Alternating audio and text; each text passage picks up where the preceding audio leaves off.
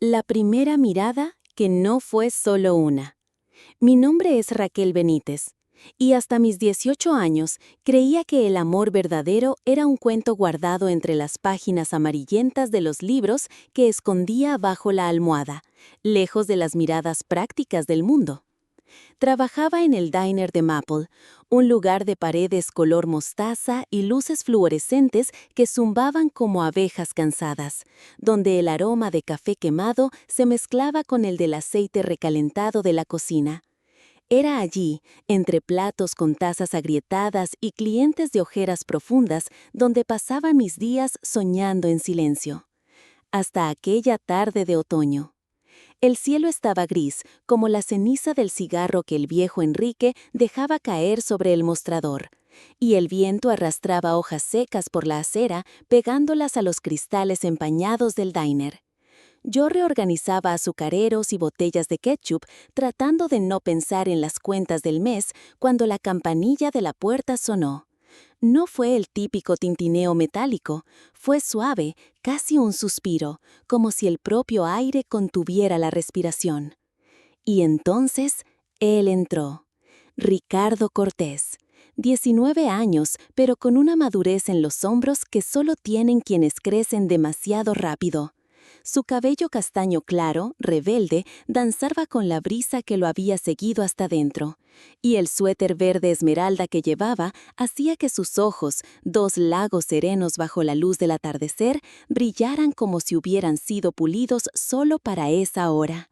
Vaqueros desteñidos, botas manchadas de grasa y una sonrisa que derrumbó cada muro que ni siquiera sabía que había construido. «Chocolate caliente, por favor», dijo, sentándose en el taburete del mostrador que tenía una grieta en forma de estrella. Mis manos, acostumbradas a llevar bandejas y platos pesados, temblaron. El líquido oscuro se derramó, formando un riachuelo sobre la bandeja metálica y goteó sobre su manga. «¡Ay, Dios! Lo siento, yo...» balbucié, buscando un trapo que no estaba allí. Él rió. No fue una risa burlona, sino una cálida, que resonó como un acorde de guitarra en una habitación vacía. Tomó una servilleta y, antes de que pudiera reaccionar, empezó a limpiar la mesa, sus dedos casi tocando los míos. «Creo que necesitas ayuda», dijo levantando la mirada. «Normalmente no soy torpe», mentí, sintiendo mis mejillas arder. «Está bien, me gustan los desastres», respondió, inclinándose hacia adelante. Su mirada era íntima, como si descifrara cada línea de mi rostro. El estómago se me revolvió, no de nervios, sino de esa dulce vértigo que solo se siente al borde de un precipicio. Se quedó allí, horas después de terminar el chocolate, mientras yo fingía limpiar mesas que ya estaban limpias. Hablamos como si nos conociéramos de otra vida. Ricardo contó que aprendió a cambiar neumáticos antes que a cocinar un huevo, que la estación de servicio en la carretera era su segundo hogar desde que su padre desapareció, dejando deudas y un motor roto. Yo le hablé sobre las revistas de moda que coleccionaba en una caja bajo mi cama, sobre cómo dibujaba vestidos en los márgenes de los menús cuando el dinero estaba vacío. «Las aceitunas son pequeños demonios alados», declaró, haciendo una mueca cuando mencioné que las odiaba. «¿Y la lluvia?», pregunté, apoyada en el mostrador. «La lluvia». Miró por la ventana, donde las primeras gotas comenzaban a deslizarse por el vidrio. «La lluvia es como un secreto que el cielo le cuenta solo a quienes escuchan». Cuando el reloj marcó la hora de cierre, se levantó despacio, como si cada movimiento pudiera romper el hechizo de esa tarde. En la mesa dejó una servilleta doblada. La desdoblé con dedos ansiosos. El mensaje estaba escrito con letras inclinadas, la tinta azul manchada por una gota de chocolate. «Si quieres más desastres y quizá uno que otro secreto, estaré aquí a las 17 horas mañana». La servilleta olía a cacao y a algo más, quizá esperanza. La guardé en el bolsillo del delantal, donde permaneció como un talismán mientras apagaba las luces. Ese día aprendí que el amor no es solo una palabra de libros. A veces entra sigilosamente en cualquier diner, lleva un suéter verde y pone tu mundo de cabeza con un simple tintinear de campana. Y así, entre café derramado y risas contenidas, todo comenzó. Nuestra tormenta favorita. Mateo tenía una forma de mirarme que detenía el tiempo. No como si el reloj dejara de hacer tic-tac, sino como si cada segundo se convirtiera en una melodía, algo tan dulce y espeso que casi podía sostenerlo entre mis manos. Nuestras caminatas por el parque abandonado de la ciudad eran sacramentos silenciosos, rituales de un amor que se construía entre maleza y paredes cubiertas de grafitis. Aquel lugar, que alguna vez fue un jardín bien cuidado, era ahora un tapiz de decadencia. Columpios oxidados que crujían con el viento, toboganes descascarados como cáscaras de naranja y árboles entrelazando sus ramas como dedos huesudos que pedían ayuda. Siempre tomaba mi mano con una ternura que contrastaba con los callos en sus dedos, manos de mecánico marcadas por herramientas y grasa, y aún así, cuando rodeaban las mías, sentía como si estuviera sosteniendo una reliquia. Y cuando llovía, fuerte y cálida, me jalaba para correr bajo la lluvia, gritando tonterías que se perdían entre el sonido del agua golpeando las hojas. Corríamos hasta que los pulmones ardían, hasta que el mundo se reducía al dolor en nuestras piernas y al eco de nuestras risas rebotando entre los edificios abandonados.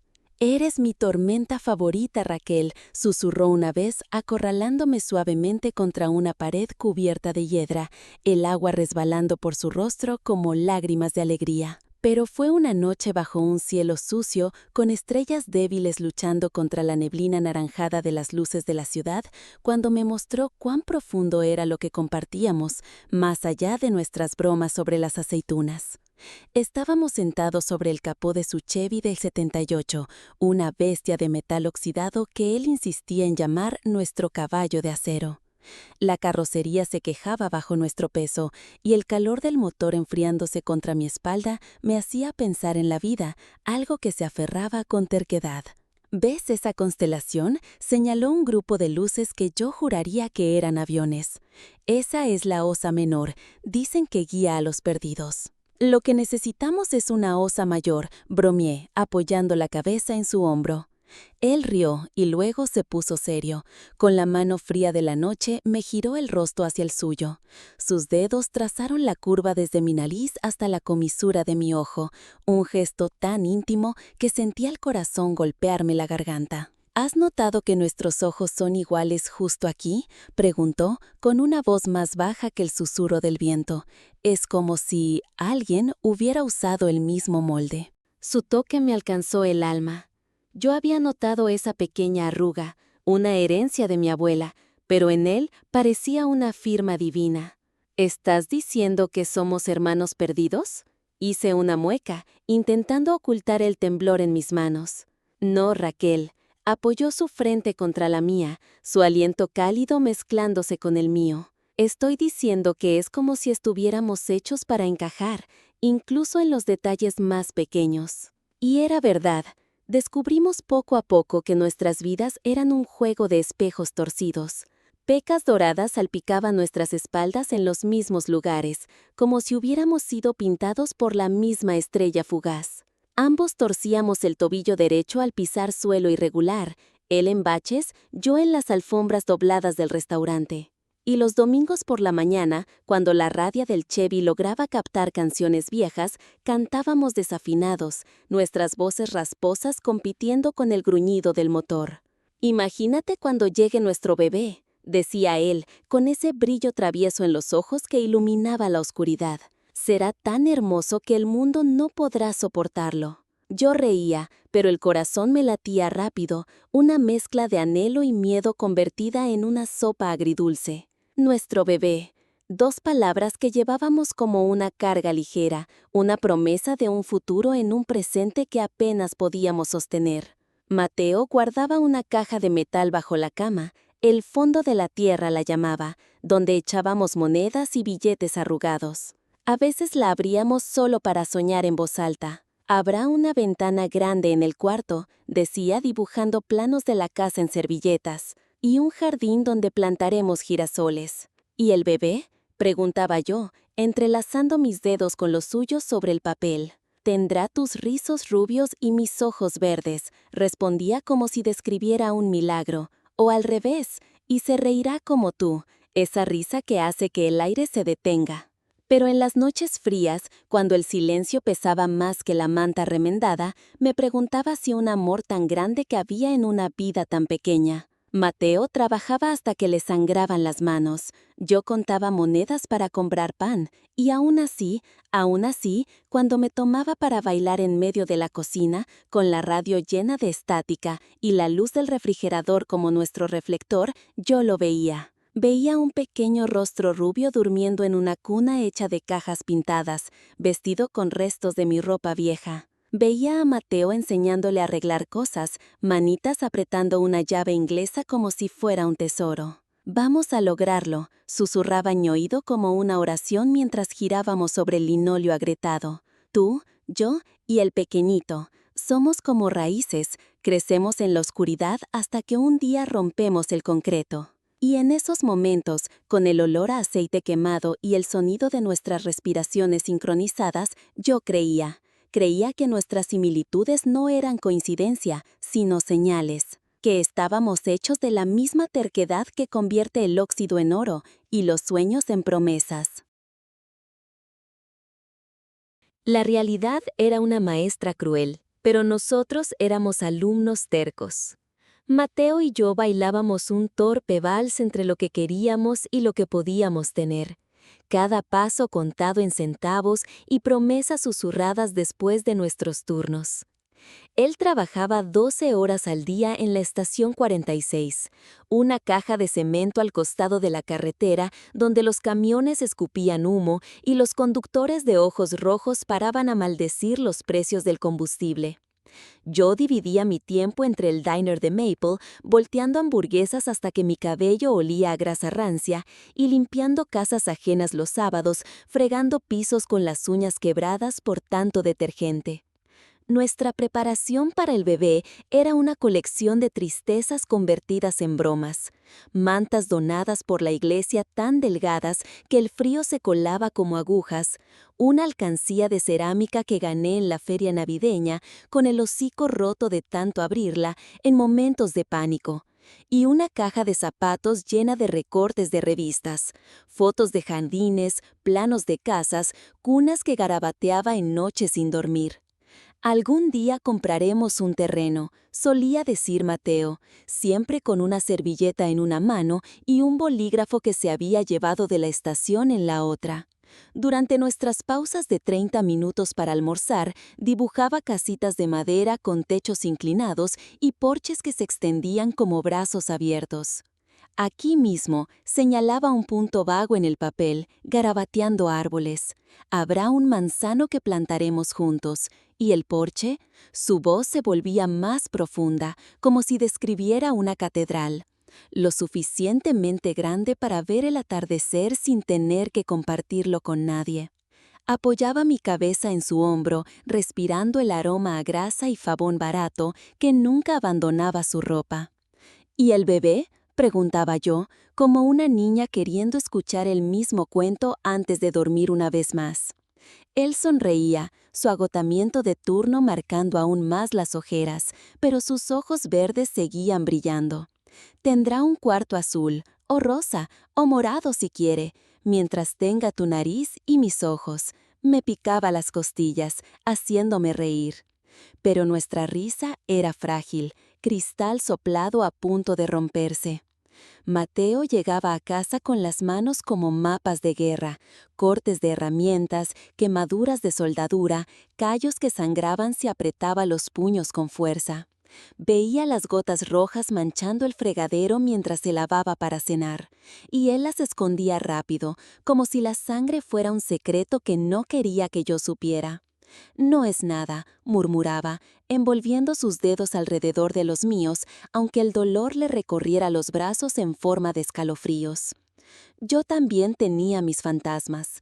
Aquel martes lluvioso, cuando el alquiler atrasaba con echarnos, tomé mi chaqueta blanca, la única cosa bonita que tenía, un regalo de cumpleaños de una señora rica para la que trabajaba, que me dijo: «Pareces una estrella de cine de los años 50 con esto», y la llevé a la tienda de segunda mano. La dependienta, una mujer con uñas rojas y sonrisa de serpiente, examinó la tela. $10, dijo, como si me estuviera haciendo un favor. Pero es de lana pura, intenté, con las palmas sudando. 10, es lo mejor que puedo hacer. El dinero olía a derrota cuando lo guardé en el bolsillo. Esa noche, cuando Mateo preguntó por la chaqueta, le mentí. Se la presté a Clara, tenía una cita. Él no preguntó de nuevo, pero sus ojos se entrecerraron como si pudiera ver a través de mí. Lo peor fue el día que el Chevrolet se rindió. Íbamos rumbo al mercado, con la radio tocando una canción country desafinada, cuando el motor tosió, tembló y murió en una nube de humo negro. Mateo golpeó el volante, con una maldición atrapada entre los dientes, mientras yo contaba los billetes arrugados en mi cartera. ¿Cuánto costará?, pregunté, sabiendo ya la respuesta antes de que siquiera pusiera los ojos en blanco. Más de lo que tenemos. Lloré en el baño del restaurante esa tarde, escondida detrás de una puerta con la cerradura atascada.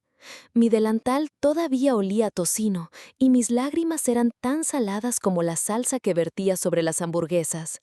Ahí fue donde me encontró, sentada en el suelo frío, con las rodillas contra el pecho, Raquel. Su voz llegó suave, como si se acercara a un animal herido. «No puedo», sollozaba yo, las palabras rompiéndose en mi garganta. Trabajo y nunca es suficiente. ¿Cómo se supone que vamos a criar a un bebé así? ¿Cómo vamos a...? No me dejó terminar. Se arrodilló y me envolvió en sus brazos con una fuerza que casi dolía. Y allí, entre el olor a desinfectante y el sonido de mi respiración ahogada, susurró: «Lo lograremos. No importa cuánto tiempo tome. Tú y yo somos como esas plantas que crecen entre el asfalto. Nadie nos ve, pero rompemos el concreto». Era difícil creerlo, pero su corazón latiendo en mi oído se sentía más real que cualquier factura. Nuestro ritual más sagrado era el fondo para el terreno. Cada noche antes de dormir, vaciábamos nuestros bolsillos en la alcancía. Centavos, billetes arrugados, a veces solo un botón o un clip que Mateo encontraba en el piso de la estación. «Mira esto», decía, sacudiendo el cerdito con una sonrisa de niño. «Ya pesa». Una vez, después de un mes particularmente miserable, tuvimos que romper la alcancía para arreglar la calefacción.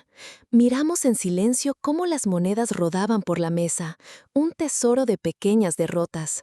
Mateo contó cada centavo, con las manos temblando, de rabia o de frío. No lo sabía. $47.15, anunció, como si dictara una sentencia.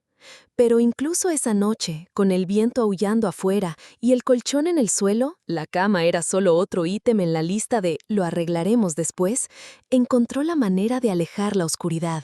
Me hizo bailar, ahí mismo en la habitación vacía, con la radio del vecino tocando un vals lejano. «Me eres lo mejor que me ha pasado», murmuró en mi oído, su mano firme en mi cintura. «Y tú eres un mentiroso», reí, pero las lágrimas regresaron, calientes y tercas. La vida siguió, cruel y hermosa.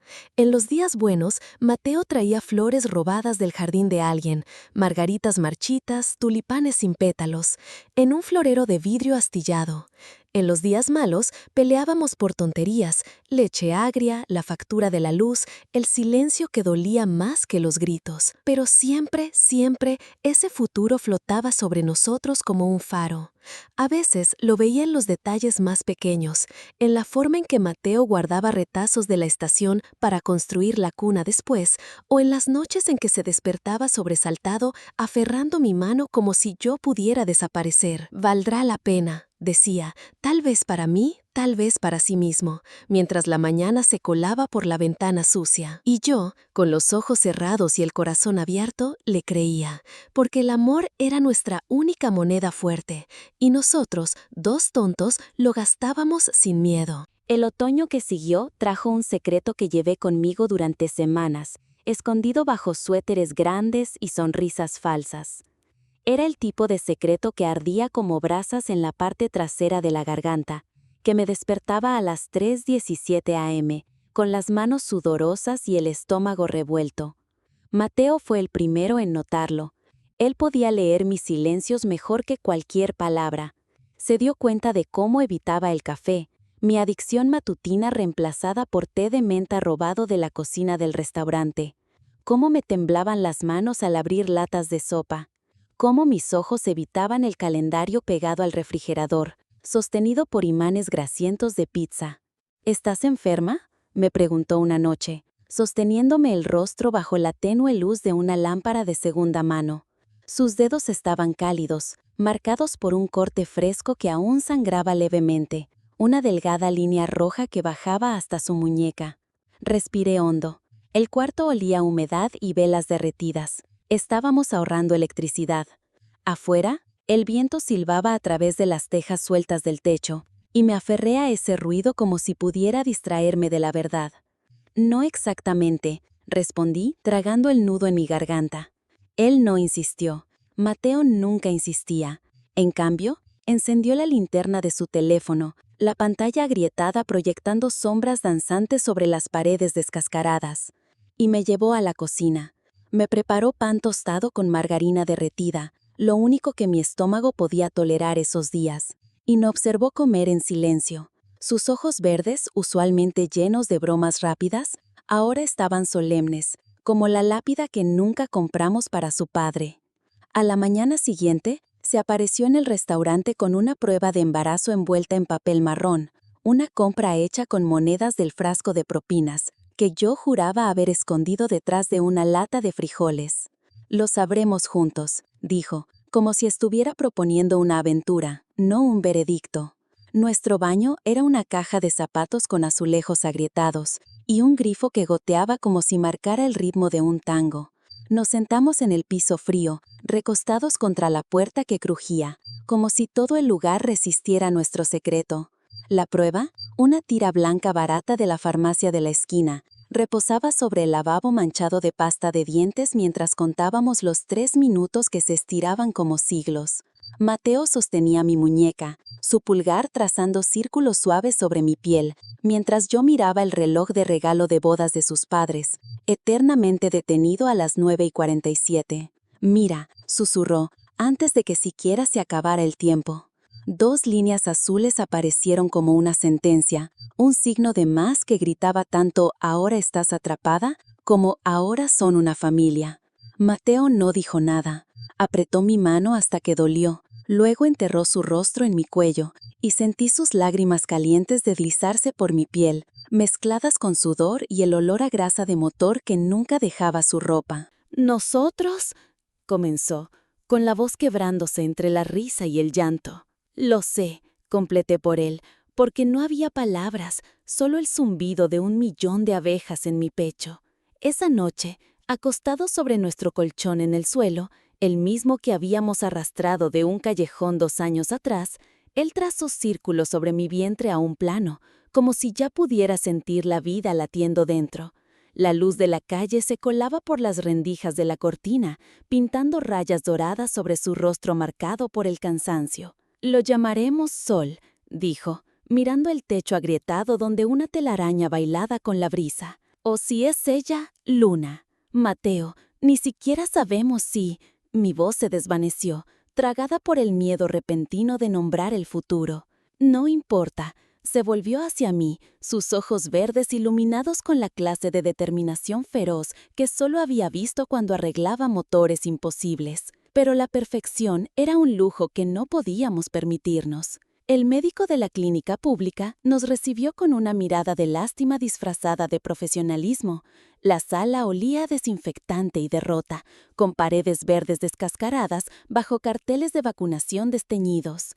Mientras hablaba de ácido fólico y ecografías, Mateo anotaba cada palabra en un cuaderno prestado de la iglesia, sus garabatos temblorosos creciendo al ritmo de la lista de gastos, vitaminas, pruebas, el parto. «Embarazo de alto riesgo», dijo el médico, tecleando en un teclado oxidado. «Presión baja, antecedentes familiares». Me miró a mí, luego a Mateo, como calculando nuestras probabilidades. «¿Qué tenemos que hacer?», interrumpió Mateo, su bolígrafo crujiendo bajo la presión de su mano. «Dinero», respondió el médico sin levantar la vista. «Y suerte». De regreso a casa, El autobús se balanceaba bajo el peso de la lluvia que caía en láminas grises. Mateo abrazaba el cuaderno contra su pecho como un escudo, mientras yo apoyaba mi frente en la ventana fría. Las gotas de lluvia resbalaban como lágrimas, convirtiendo las luces de la calle en fantasmas amarillos borrosos. «Buscaré otro trabajo», juró, deslizándome la mano bajo mi abrigo desgastado. No respondí. Miré nuestro reflejo en el vidrio, 2 chicos, demasiado jóvenes para cargar tanto, e imaginé contarle a mi madre. Ella, que me abofeteó cuando mencioné querer hijos a los 15. «Un hijo es una maldición para alguien ya maldita», escupió mientras yo me tocaba la mejilla ardiente. Ahora, 7 años después, su fantasma se reía de mí en el reflejo. «Raquel», Mateo apretó mi mano. «¿Estás bien?» Mentí con un gesto, pero él sabía, siempre sabía. Esa noche, mientras la lluvia golpeaba el techo, sacó una caja de herramientas de debajo de la cama. Dentro había un sonajero de madera que había tallado en secreto, áspero en los bordes, pintado de azul con pintura robada del taller. «Para cuando nazca», dijo, agitándolo suavemente. El sonido era áspero, como todo en nuestra vida. «¿Y si es una niña?», pregunté, sosteniendo el sonajero que de pronto pesaba 1 tonelada. «Entonces lo pintamos de rosa», dijo, apoyando su frente contra la mía, su aliento cálido. Pero las elecciones eran privilegios que no teníamos. 2 semanas después, Mateo llegó a casa con los dedos vendados, un accidente con la sierra circular en el depósito, y un sobre con dinero manchado de sangre. «Para las vitaminas», dijo, escondiendo las manos detrás de la espalda. Lloré de nuevo en ese baño, tragándome los sollozos para que no me escuchara. Cuando salí, estaba dormido en el suelo junto a la cuna de madera a medio terminar. Sus pulmones zumbaban en un ronquido suave, y me acosté a su lado, trazando los contornos de un rostro ahora esculpido por el hambre y el agotamiento. «Te amo», susurré, pero las palabras se perdieron en la lluvia. A la mañana siguiente, mientras Mateo trabajaba, fui a visitar a mi madre. Su casa aún apestaba a cigarrillos y rencor. Abrió la puerta con un cigarro colgando de los labios, entrecerrando los ojos al verme. «¿Embarazada?», afirmó. No era una pregunta. «Sí». Escupió en el suelo. La mancha se mezcló con la alfombra sucia. «Vas a arruinarle la vida». «¿No deberías preocuparte por mí?», respondí, con las manos temblando de rabia, no de miedo. Se rió, una risa seca, sin humor.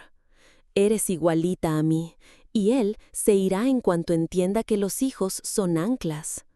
Me fui antes de que viera mis lágrimas. Caminé hasta el parque abandonado y me senté en el columpio donde Mateo me había besado por primera vez. El viento soplaba frío, pero mi vientre aún invisible ardía como un pequeño sol. Él me encontró allí al atardecer, con una chaqueta vieja y una bolsa de palomitas de caramelo compradas con nuestras últimas monedas. «No me importa lo que diga», dijo, envolviéndome en sus brazos. «Tú eres mi familia ahora». Comidas palomitas, pegajosas con azúcar quemada, riendo hasta llorar mientras él contaba historias ridículas sobre un cliente que intentó cambiar una llanta con una cuchara. Y en esa risa, entre lo dulce y lo amargo, entendí que la perfección no era necesaria. El bebé, nuestra luna o nuestro sol, ya era amado. Y tal vez, en un mundo lleno de concreto agrietado, eso era suficiente. Tenía 5 meses de embarazo, estaba sin dinero y hecha pedazos, hasta que una cuna mal hecha y un recibo de gasolina nos mantuvieron unidos. El embarazo llegó como un huracán silencioso, arrastrando partes de mí que ni siquiera sabía que existían. Mi cuerpo, antes ágil para llevar bandejas y subir escaleras, se convirtió en un campo de batalla. Náuseas que me hacían colapsar sobre el inodoro del Maple Steiner a las 6 de la mañana, dolores de espalda que me hacían caminar como una anciana encorvada, y un cansancio tan profundo que incluso respirar se sentía como un esfuerzo. Clara, la cocinera de 50 años con brazos tatuados y un corazón enterrado bajo piedra, se convirtió en mi guardiana a regañadientes. «Flaca», gruñía, arrojándome un trapo húmedo mientras yo apoyaba la frente en la pared fría del baño trasero. Si vas a vomitar, hazlo rápido. Tengo salchichas que freír. Pero entre gruñidos me dejaba una taza oxidada en el mostrador, llena de sopa de pollo que olía a orégano y a recuerdos. Descubrí por accidente que era la receta de su hija fallecida, la que murió en un accidente de coche hacía años, un secreto que el dueño del restaurante dejó escapar entre caladas de cigarrillo. «Toma», murmuraba Clara, evitando mi mirada mientras yo bebía la sopa rápido, tratando de no vomitar con el caldo caliente mezclándose con el ácido estomacal. No quiero un cadáver en mi turno. Mateo trabajaba 18 horas al día. Mañanas en la estación 46 cambiando aceite y lidiando con conductores furiosos, y noches descargando camiones en un almacén. Llegaba a casa con moretones en forma de gancho en los hombros y una sonrisa tan cansada que apenas tocaba sus ojos. «¿Ves?», decía, agitando billetes grasientos con manchas de sangre antes de meterlos en la alcancía. «Tenemos lo suficiente para las vitaminas». Pero el dinero desaparecía como agua entre las manos. Cada cita médica era una batalla. 6 horas de espera en la clínica pública, enfermeras susurrando, otra irresponsable, y papeles perdidos que nos hacían volver al día siguiente. Una tarde especialmente humillante, una recepcionista dejó caer mi historial prenatal al suelo, y Mateo lo recogió antes de que pudiera agacharme. Sus ojos verdes ardían. «No tienes que», susurré, aferrándome a su brazo tenso. «Sí tengo», dijo él, con una voz como una advertencia. Las noches eran peores. Mi cuerpo hinchado y desconocido se negaba a dormir. Incluso agotado, Mateo me frotaba los pies con aceite de motor calentado en una cuchara, algún truco absurdo que inventó para aliviar la hinchazón. «¿Sabes qué va a ser el bebé?», preguntó una noche, presionando puntos dolorosos que dolían bien. «Un atleta», por las patadas, bromeé, haciendo una mueca por un golpe en las costillas. «Un luchador», corrigió él, sonriendo, como su mamá. Pero incluso Mateo tenía límites. Una noche llegó a casa con una cuna de madera, toscamente cortada y apenas lijada, hecha con restos que recogió en una obra. Las tablas estaban torcidas, con clavos sobresaliendo, pero la llevaba como un trofeo. «La hice en mi descanso», dijo con orgullo, señalando las marcas de cierre en los bordes. «Solo necesita pintura». Pasé la mano por la madera áspera, imaginando un bebé allí. La cuna olía a pino viejo y sudor. Una de las patas tenía una mancha oscura, sangre seca de un corte que había escondido bajo la manga. «Es hermosa», mentí, porque la verdad era más complicada. Era aterradoramente imperfecta, como todo en nuestra vida. La pintó de azul cielo con pintura sobrante donada por el dueño de la estación, tarareando desafinado una canción campestre mientras yo lo miraba desde la cama. La pintura goteaba en líneas delgadas como lágrimas azules, y él las llamó ríos para los sueños del bebé. Colocamos la cuna en la esquina del cuarto, nuestra habitación dividida por cortinas floreadas descoloridas, y por primera vez el futuro pareció real. Pero como siempre, el desastre llegó un martes helado. Mateo colapsó en la estación tras 3 días sin dormir. El jefe, un hombre barrigón con ética dudosa, lo despidió por violar los protocolos de seguridad. «¿Protocolos?», bufó Mateo de camino a casa, con el labio agrietado temblando. El único protocolo era no morir en un charco de aceite. En casa, rompió la alcancía con un martillo prestado. Las monedas se esparcieron por la mesa de formica, algunas golpeando el suelo como lágrimas de metal. $22.50, contó, con los billetes manchados de grasa temblando en sus manos. «No es suficiente, nunca es suficiente». Arrojó las monedas contra la pared, dejando pequeños cráteres en el yeso ya agrietado. Intenté abrazarlo, pero se apartó. Su cuerpo antes cálido, ahora tan frío como el acero de los camiones que descargaba. «Necesito aire», dijo, y cerró la puerta de un portazo. La pelea estalló cuando volvió 3 horas después, con el aliento apestando a ron barato. «¿Te estás bebiendo nuestro dinero?», grité, sosteniendo la factura de electricidad sin pagar. «¿Nuestro dinero?», rió, amargo y hueco. «¿Qué dinero, Raquel?». Fue la primera vez que lo dijimos en voz alta, que tal vez deberíamos rendirnos. Las palabras volaron como metralla.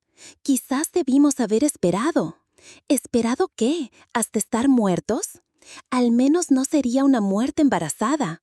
Corrí al parque abandonado, con 5 meses de embarazo, usando su chaqueta vieja llena de agujeros. El columpio oxidado donde me besó por primera vez crujía bajo mi peso, mientras lloraba hasta que me ardió la garganta, las lágrimas congelándose en mis mejillas. La noche se tragó el mundo a mi alrededor, dejando solo viento frío y silencio. Me encontró horas después, arrodillada en la tierra mojada como una penitente. Raquel, dijo, con la voz quebrada por 1000 disculpas no dichas. Tengo miedo, confesé por primera vez. Las palabras salieron ásperas, revelando lo que ambos habíamos evitado. Miedo a fracasar, a perder al bebé, a perdernos. Mateo se arrodilló, sus manos callosas rodeando mi vientre como si protegiera un secreto sagrado. Yo también, admitió, apoyando su frente contra la mía. Pero el miedo no nos va a romper. No dijimos lo siento. El camino de regreso fue nuestra tregua, sus dedos entrelazados con los míos, el frío obligándonos a acercarnos otra vez. En casa arregló la cuna, martillando los clavos rebeldes mientras yo me dormía en el colchón.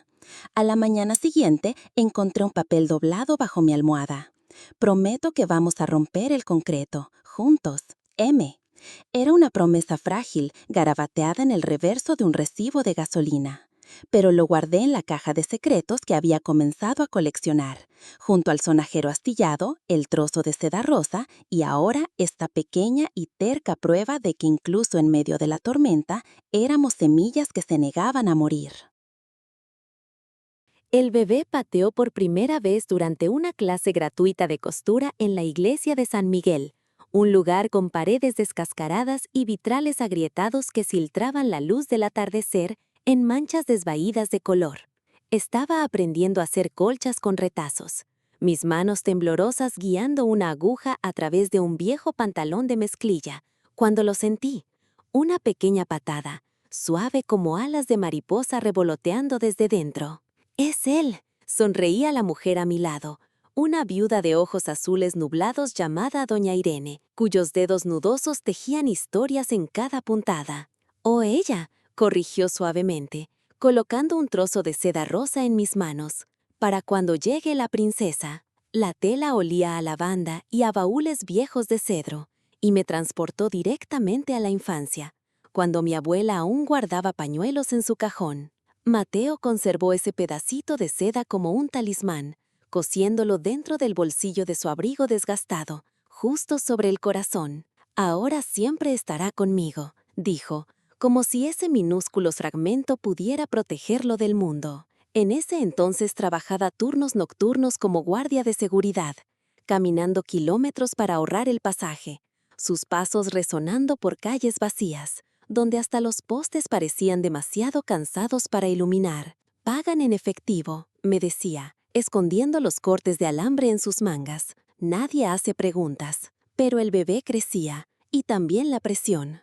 Una noche, mi pierna se hinchó como un globo lleno de agua estancada, la piel tensa y brillante bajo la luz de la lámpara. Mateo entró en pánico y me cargó 6 cuadras hasta el hospital, sus pulmones jadeando como fuelles mientras yo me aferraba a su camisa empapada de sudor y miedo. «Por favor, no esta noche», rezaba una y otra vez, sus palabras mezclándose con el sonido frenético de sus pasos. El diagnóstico llegó rápido: preeclampsia.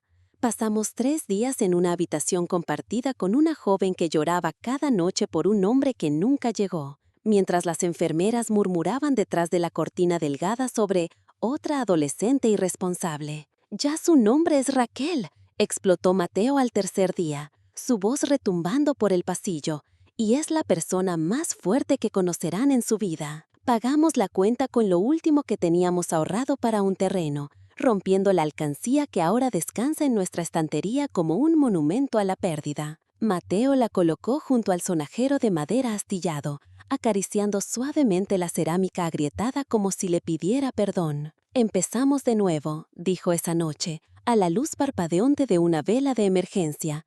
«Te lo juro, Raquel». Y lo hicimos. Mateo aprendió a fabricar muebles con madera de palets descartados. sus manos callosos convirtiendo astillas y clavos en banquitos y estanterías. Los vendían en el mercado local bajo una lona remendada, regateando con madres solteras y estudiantes sin dinero, igual que nosotros. Es arte rústico, decía, frotando aceite de linaza en las uniones para hacerlas brillar. Cada rasguño cuenta una historia. Yo cosía bolsos con jeans viejos donados por el dueño del local de segunda mano, transformando pantalones rotos en mochilas con flores bordadas. El bebé danzaba en mi vientre con cada puntada, como si siguiera el ritmo de la máquina de coser manual que Mateo arregló con cinta adhesiva. Cada venta se celebraba con un helado de $1 en la gasolinera. Los comíamos de pie en el estacionamiento, riéndonos de nuestras lenguas teñidas de azul por el colorante barato. Cuando nazca, decía Mateo, señalando la esquina de nuestra sala con su dedo manchado de pintura, le voy a construir un corralito aquí, con estrellas pintadas en el techo. Y yo le enseñaré a dibujar, respondía, tomando sus manos que ahora olían a madera y esperanza. Pero las estrellas tendrían que esperar. La noche antes del parto, una tormenta cortó la electricidad, sumiendo nuestro apartamento en una oscuridad tan densa que podía tragarse los sueños. Mateo encendió velas que había traído del restaurante, colocándolas en latas de sopa vacías que proyectaban sombras danzantes en las paredes. «Escucha esta», dijo, abriendo un libro de cuentos de hadas raído de la biblioteca. Sus páginas amarillentas olían a humedad y a 1000 manos desconocidas. Había una vez un caballero que luchaba contra dragones para proteger su reino. Su voz temblaba con cada página, las palabras mezclándose con el sonido de la lluvia golpeando el techo como tambores de guerra. Cerré los ojos y dejé que la historia me envolviera, el bebé pateando al ritmo del trueno. «No importa lo que pase», susurró Mateo horas después, cuando las velas ya no eran más que charcos de cera. Su mano descansaba sobre mi vientre, donde una pequeña vida se preparaba. Esa noche soñé con raíces. Crecían debajo de nuestro apartamento, entretejiéndose bajo el concreto, resquebrajándolo en forma de constelaciones. Y en el centro florecía una flor, frágil, sí, pero con pétalos tan fuertes que ni el asfalto podía contenerla. Al amanecer, comenzaron las contracciones. Mateo ató nuestras pocas pertenencias en un pañuelo, sus manos temblando más que las mías. «Todo está listo», mintió, besando mi frente sudorosa. «Va a ser hermoso». Y aun sabiendo que la belleza muchas veces nace del sufrimiento, decidí creerle. Porque en un mundo lleno de tormentas, habíamos aprendido a hacer raíces. Y las raíces, al fin y al cabo, son las que sostienen el cielo. Luna nació en una noche de primavera, mientras el mundo afuera dormía bajo un cielo salpicado de constelaciones que Mateo juró se habían inclinado primero para mirarla. El parto duró 17 horas, una maratón de dolor y esperanza que nos moldeó como hierro en el fuego. Mis uñas se clavaban en mis palmas hasta sangrar, y Mateo me sostenía la mano con tanta fuerza que sus dedos se pusieron blancos, como si pudiera absorber parte del dolor él mismo. Rezó a dioses en los que no creía, susurró promesas a santos que nunca conoció, y cuando el llanto agudo de Luna retumbó en la sala de emergencias, sus rodillas cedieron como si el suelo se hubiera desvanecido bajo él. «Es una niña», anunció la enfermera, envolviéndola en una manta rosa desgastada, manchada con los fantasmas de tragedias pasadas. Mateo se derrumbó. Su llanto era un terremoto silencioso, sacudiendo cada muro que había construido para parecer fuerte. Besó mis manos hinchadas, mi rostro empapado de sudor, los pies arrugados y rojos de Luna que se aferraban a su dedo como una sobreviviente. «Tiene tus ojos», rió entre sollozos que sacudían todo su cuerpo. «Mira, Raquel, es tú». Pero Luna era ella misma. Cabello rubio como el mío, sí, pero esos ojos verdes, los de Mateo, 2 lagos serenos que ya miraban más allá de nuestra habitación de hospital derrumbada. En su hombro derecho, una marca de nacimiento con forma de media luna coincidía exactamente con la mía, como si el universo hubiera sellado nuestro lazo en su piel. La enfermera, con los lentes deslizándose por su nariz, escribió «padre ausente» en el certificado con un bolígrafo que apenas funcionaba. «Estoy aquí», alzaba la voz Mateo, con la mano temblorosa señalando el error. «Siempre estaré aquí». Pero la realidad no se dobla ante promesas. Volvimos a casa en un taxi con un conductor que murmuraba sobre niños llorones, armados con pañales donados por la iglesia y una canasta de ropa usada que olía a naftalina y abandono. El apartamento se sentía más pequeño ahora, las paredes cerrándose alrededor de la cuna celeste que Mateo había pintado con desesperación y restos de pintura. Él trabajaba día y noche, guardia nocturno, repartidor, cualquier cosa que pagara en efectivo. Yo cuidaba de Luna entre turnos en el restaurante, amamantándola en el baño entre pedidos de hamburguesas y maldiciones de clientes borrachos. Mis sostenes siempre estaban manchados de leche y el olor agrio del vómito se me pegaba como una segunda piel. «Te estás matando», me dijo Clara una tarde, al verme cambiar a Luna sobre un montón de servilletas limpias. Tiró un sobre grasiento sobre el mostrador, de donde cayeron unos $1 manchados de aceite. «Toma, préstamo». «No necesito caridad», dije, enderezando la espalda adolorida por las bandejas y la vergüenza. «No es para ti», espetó, encendiendo un cigarro que bailaba entre sus labios agrietados. El sobre quedó ahí entre nosotras hasta que Luna lloró de hambre. Cuando lo recogí, los billetes estaban tibios, como si Clara los hubiera tenido pegados al pecho. Luna creció rápido, su risa llenaba cada rincón oscuro del apartamento. Mateo pegaba estrellas de papel plateado en el techo, cortadas de envoltorios de chocolate que sacábamos de la basura del restaurante. Por las noches, ella les balbuceaba, con sus manitas gorditas alcanzando la luz que se filtraba por las grietas del techo. «Mira, Raquel», susurró Mateo una noche de fiebre, mientras Luna nos mantenía despiertos. «Les está hablando a las Pléyades». Su primer cumpleaños fue un pastel de banana horneado en una bandeja oxidada que encontramos en un callejón y globos robados de la fiesta de un niño rico a la vuelta de la esquina. Mateo había saltado la verja del jardín para agarrarlos, su risa sin aliento mezclándose con el orgullo mientras me decía: «Eran rosados, como las estrellas que le encantan». El pastel colapsó en el centro, pero lo cubrimos con crema batida a mano y velas robadas del restaurante. Luna hundió sus deditos en el desastre tibio, riéndose del caos mientras Mateo la mecía en sus brazos, su rostro iluminado por una vela que goteaba. «Feliz cumpleaños, pequeña raíz», susurró, el apodo sonando como una canción. «Vas a crecer más que todo esto». Pero esa noche, mientras Luna dormía con azúcar en las mejillas, Mateo me mostró los cortes en sus manos, profundos, inflamados, infectados por días sin descanso. «Va a mejorar», prometió, escondiendo las manos bajo la mesa. «Cuando ella crezca, tendrá todo lo que nosotros no tuvimos». No respondí. Sabía que las promesas eran tan frágiles como las estrellas de papel en el techo. Pero en ese momento, con Luna roncando suavemente en su cuna y el olor a pastel quemado aún en el aire, me permití creer. Porque Luna, en su primer año de vida, ya había resquebrajado el concreto del nuestro. Y por esas grietas estaba entrando la luz. Luna se enfermó durante el invierno más cruel que nuestra ciudad había visto jamás. El frío llegó antes de Navidad, trayendo vientos que aullaban como lobos hambrientos y nieve que silbaba contra las ventanas, desesperada por entrar.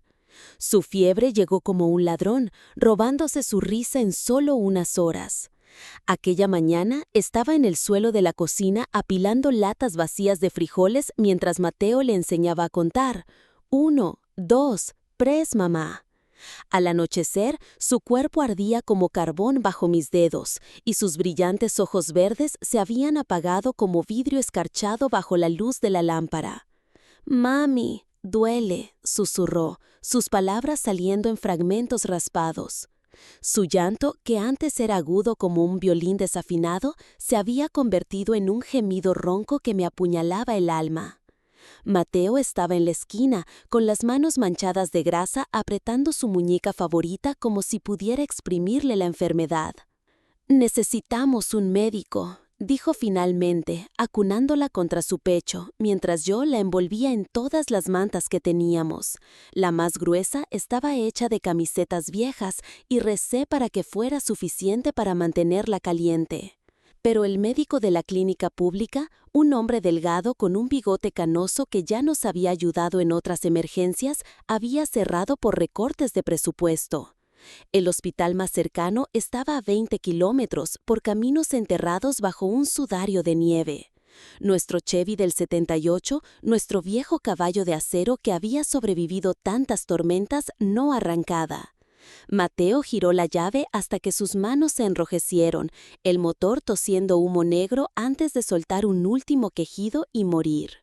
«Iré a pie», dijo, envolviendo a Luna en su abrigo remendado, el mismo verde esmeralda que llevaba el día que nos conocimos. La tela era tan delgada que podía ver la silueta de sus hombros a través de ella. «¡Te vas a congelar!», grité, aferrándome a su brazo con puro pánico. Ella no, respondió, y en ese momento su mirada no era la del hombre que hacía chistes sobre estrellas, sino la de un soldado en las trincheras. Corrió hacia la tormenta como un loco, el cuerpo encorvado contra el viento que le arrancaba lágrimas heladas de los ojos. Me quedé en la puerta viendo cómo sus huellas desaparecían bajo la nieve en minutos, como si el mundo mismo quisiera borrar nuestra existencia. Recé a dioses en los que no creía, al universo, a quien escuchara. No se lleven mi luz. El reloj marcó 4 horas insoportables antes de que un taxi amarillo doblara la esquina, sus faros cortando la oscuridad como cuchillas. Mateo saltó del asiento trasero con Luna envuelta en su abrigo, su carita azulada y los labios agrietados por el frío.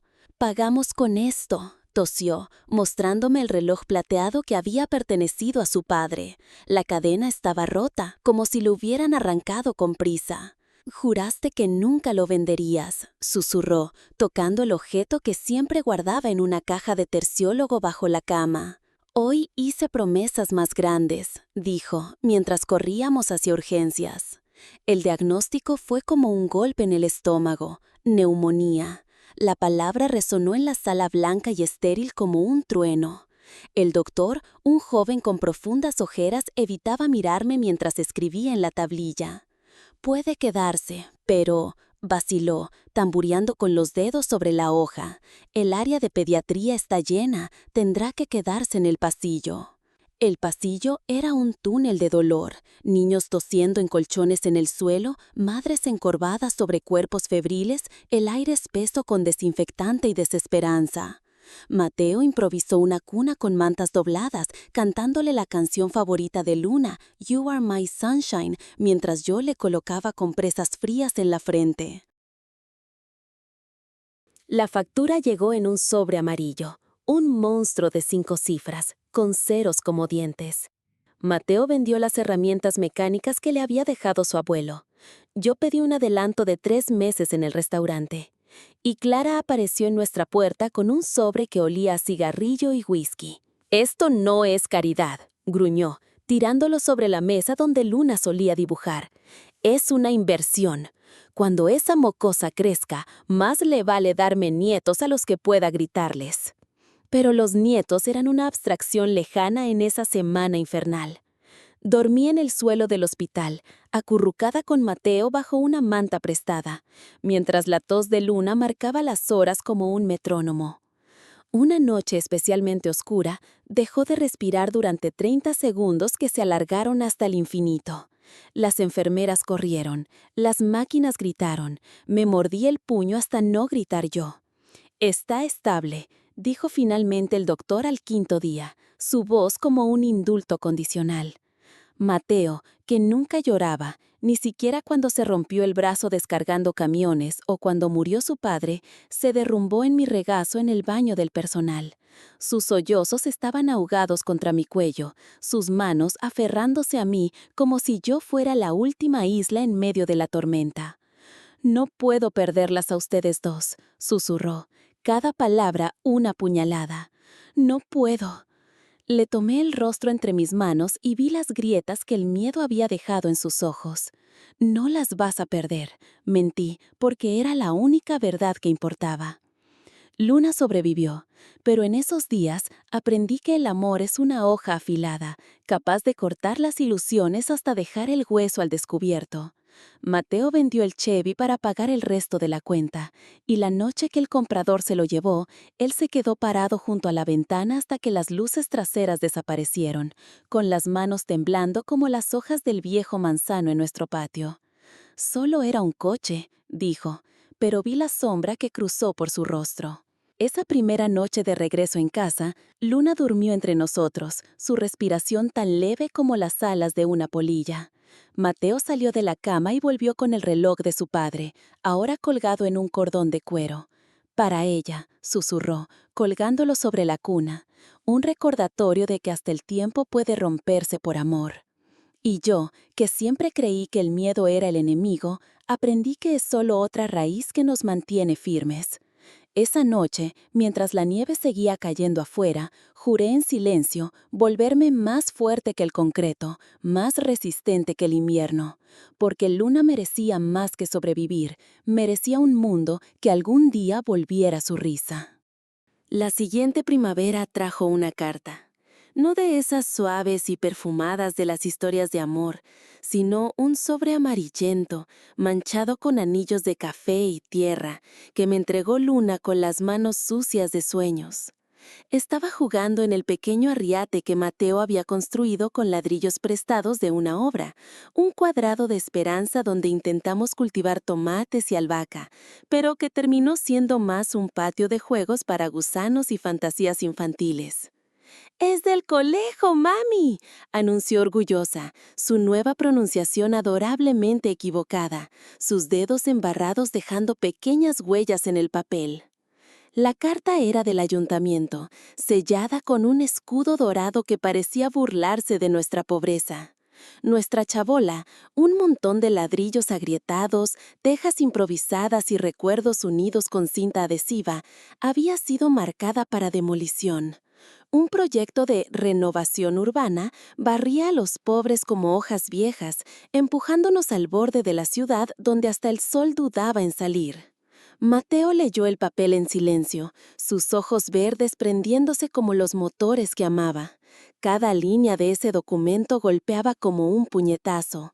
Propiedad no registrada, orden de desalojo inmediata, interés público.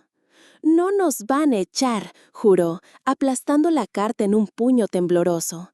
Clavó un letrero de madera en la puerta, saltando astillas como flechas. «Esta casa es nuestra. Atreveos».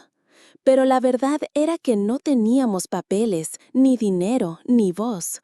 Nuestro hogar estaba hecho de historias, no de hormigón. La mañana del desalojo, la excavadora llegó temprano, su motor gruñendo como un monstruo de metal. Luna, con un vestido morado remendado, miraba desde la ventana mientras yo la apretaba contra mi pecho.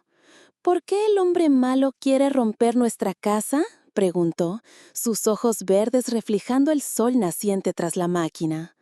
«Porque a veces el mundo no ve corazones, solo ladrillos», dije, sabiendo que no lo entendería. Luna nos salvó. Una tarde calurosa, mientras protestábamos con carteles de cajas de pizza, «Aquí viven sueños», pintado con restos de pintura de pared, se escapó de mis brazos y se subió al capó del Chevy oxidado que ahora servía de banco en la acera. En sus manos, un dibujo con crayones, nuestra casa garabateada en rosa y verde, con girasoles tan grandes que se tragaban el sol. «Es para ti», le dijo al conductor de la excavadora, un hombre con gorra sucia y botas pesadas que olían a diésel. Le tendió el dibujo como una ofrenda de paz. «Así no estarás triste». El hombre miró el dibujo, luego nuestro montón de ladrillos y esperanza. Sus manos callosas, marcadas con cicatrices del trabajo duro, temblaron ligeramente al tomar la hoja.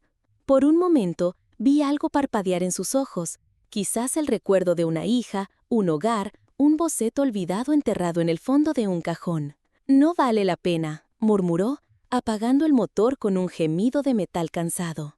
«Hoy no».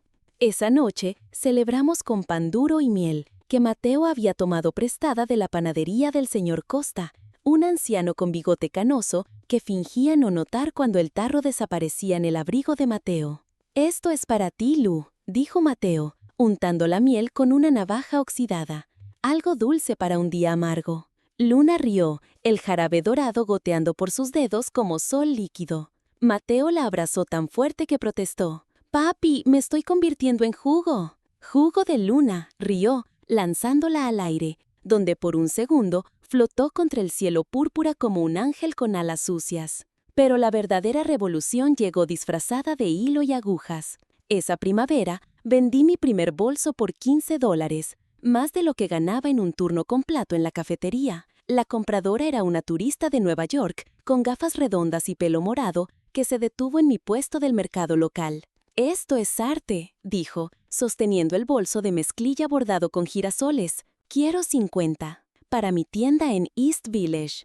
Cuando se lo conté a Mateo, levantó a Luna sobre sus hombros y saltó calle abajo como un niño, gritando a los vecinos: «Mi mujer está invadiendo Manhattan». Luna reía, aferrando su pelo, rubio al viento como banderas, mientras yo corría tras ellos, aterrada de que pudiera soltarla. Pero Mateo nunca la soltó. Esa noche, mientras Luna dormía acurrucada con la muñeca de trapo que Clara le había dado, Mateo desenrolló un mapa que había tomado prestado, robado, de la biblioteca. «Mira aquí», susurró, señalando Nueva York, una mancha de nombres y líneas que parecían otro planeta. Nuestra cocina se llenó de risas ahogadas, mezclándose con el olor del pan quemado que habíamos olvidado en el horno. Y allí, entre migas y planes imposibles, comprendí algo. Las raíces no solo nos sujetan, también alimentan flores.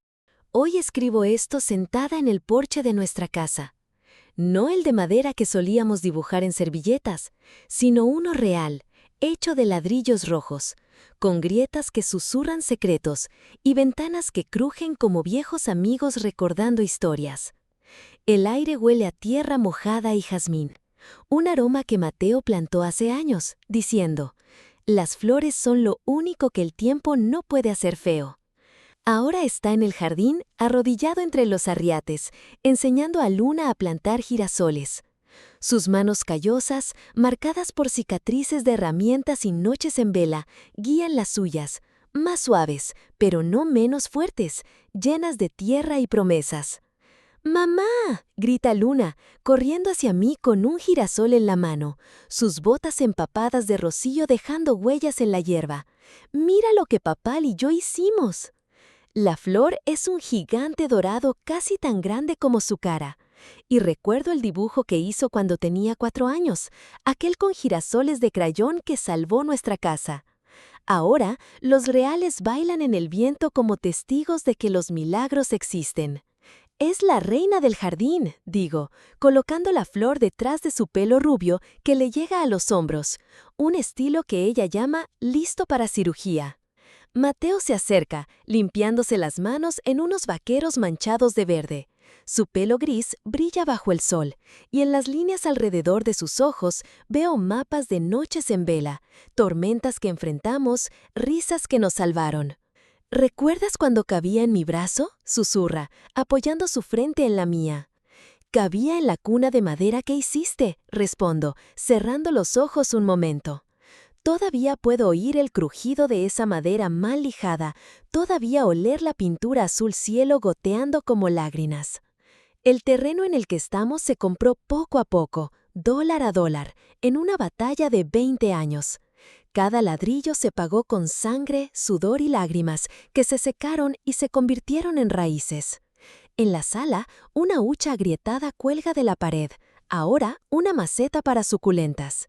Y en la estantería, un sonajero de madera desconchado reposa como una reliquia sagrada. Luna se sienta a la mesa de madera que Mateo construyó con palés, abriendo gruesos libros de anatomía. Sus ojos verdes, los de su padre, brillan con la misma terquedad que nos salvó tantas veces. «Voy a arreglar corazones, mamá», dice, como si hablara de juguetes rotos. Rotos, obstruidos, cansados. Mateo ríe, llenando la tetera con hierbas del jardín. «Será la mejor mecánica de corazones del mundo», bromea, vertiendo el líquido ámbar en tazas desconchadas que Clara nos regaló cuando nació Luna. Pero no todo es risa fácil.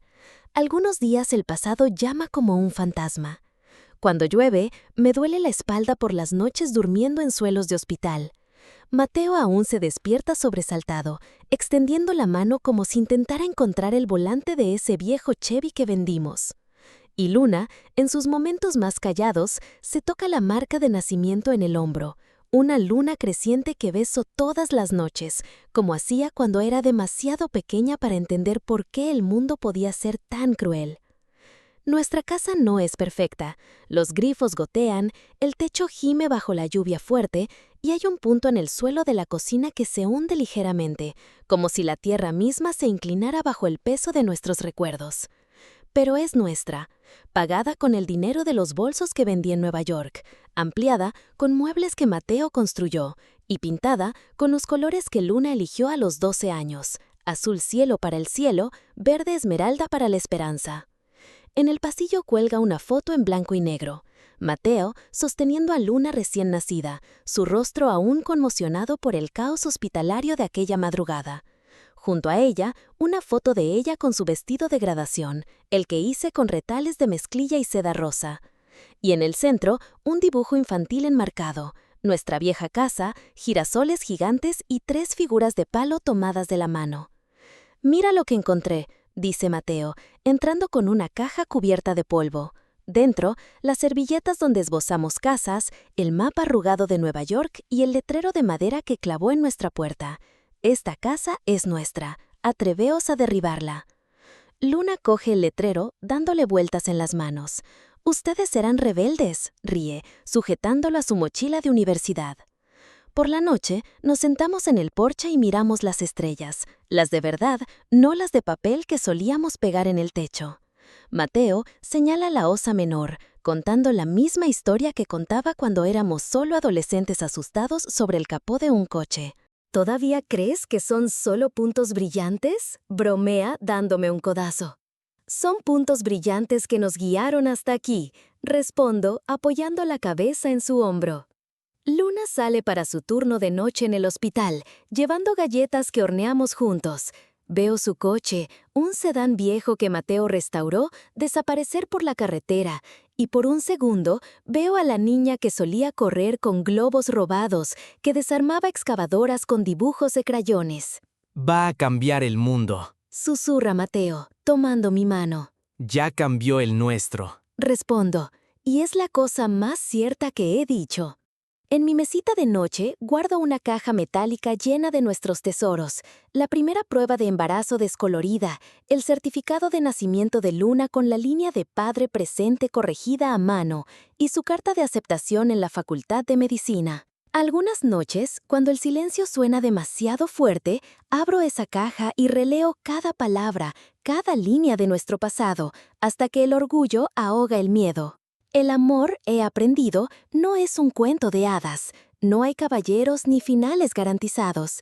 Es una semilla plantada en el asfalto, regada con lágrimas y terquedad, que un día rompe el hormigón y se alza como una flor que ni el invierno más cruel puede matar. Nuestras raíces corren profundas, entrelazadas en cada ladrillo que luchamos por colocar, cada noche que lloramos juntos, cada risa que resonó entre paredes vacías. Mateo entra con 2 tazas de té, la misma mezcla de menta y esperanza que calmó mis náuseas matutinas. Para la escritora, bromea, besando mi pelo canoso. Mientras vuelve al jardín, miro a Luna a través de la ventana de su habitación. Ya está en casa, encorvada sobre sus libros, una pequeña luz brillando en la oscuridad. En el patio, los girasoles se balancean y en algún lugar un búho canta. Esta es nuestra historia. No una de príncipes o palacios, sino de manos callosas construyendo castillos con ladrillos rotos, de noches que parecían interminables hasta que la mañana demostró lo contrario, de un amor que como raíces bajo el asfalto creció hacia la luz, incluso cuando todo soplaba en contra. Y si alguien pregunta cómo sobrevivimos, solo diré, éramos semillas, y las semillas, incluso en la oscuridad, nunca dejan de alcanzar el sol.